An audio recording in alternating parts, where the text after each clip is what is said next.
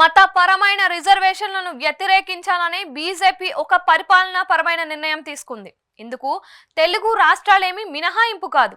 బీజేపీకి జాతీయ విధానాలే తప్ప ఒక్కో రాష్ట్రానికి వేరువేరుగా ఉండదు. ఉమ్మడి ఆంధ్రప్రదేశ్లో ముస్లింలకు 4% రిజర్వేషన్లను వైఎస్ రాజశేఖర రెడ్డి హయాంలో తీసుకువచ్చారు.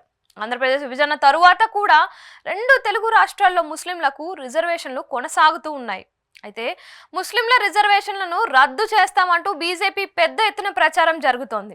ఇందుకు సంబంధించి కేంద్ర హోంశాఖ మంత్రి కూడా తీవ్రమైన కామెంట్లు చేశారు.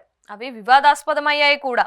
ముస్లింల రిజర్వేషన్లు రద్దు చేస్తామని అమిత్ షా అన్నదాన్ని బీజేపీ అధికారంలోకి వస్తే రాజ్యాంగ విరుద్ధమైన ఎస్సీ ఎస్టీ ఓబీసీ రిజర్వేషన్లు రద్దు చేస్తామని అన్నట్లుగా ఫేక్ వీడియో దేశవ్యాప్తంగా వైరల్ అయింది. ఈ ఫేక్ వీడియో ప్రచారంపై బీజేపీ సీరియస్గా తీసుకుంది. ఇందులో భాగంగా ఢిల్లీ పోలీసులు తెలంగాణ సీఎం రేవంత్ రెడ్డికి కూడా విచారణకు రావాలని నోటీసులు ఇచ్చారు. ఇదిలా ఉండగా ముస్లింల రిజర్వేషన్ రద్దుపై ఏపీ బీజేపీ కూడా విస్తృతమైన ప్రచారం చేస్తుంది. అమిత్ షా కేవలం ముస్లింల రిజర్వేషన్ మాత్రమే రద్దు చేస్తున్నారని, ఇందుకు సంబంధించి అమిత్ షా వాస్తవంగా మాట్లాడింది అలాగే ఫేక్ వీడియోలను ఎక్స్ వేదికగా షేర్ చేయడం విశేషం. ఏపీలో కూడా ముస్లింల రిజర్వేషన్ల రద్దు చేయాలనేది బీజేపీ పాలనాపరమైన విధానమని ఆ పార్టీ ఏపీ శాఖ చెప్పకనే చెబుతోంది.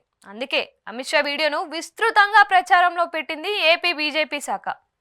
ఈ పరిణామం టీడీపీ జనసేనలకు రాజకీయంగా ఇబ్బందికరమే.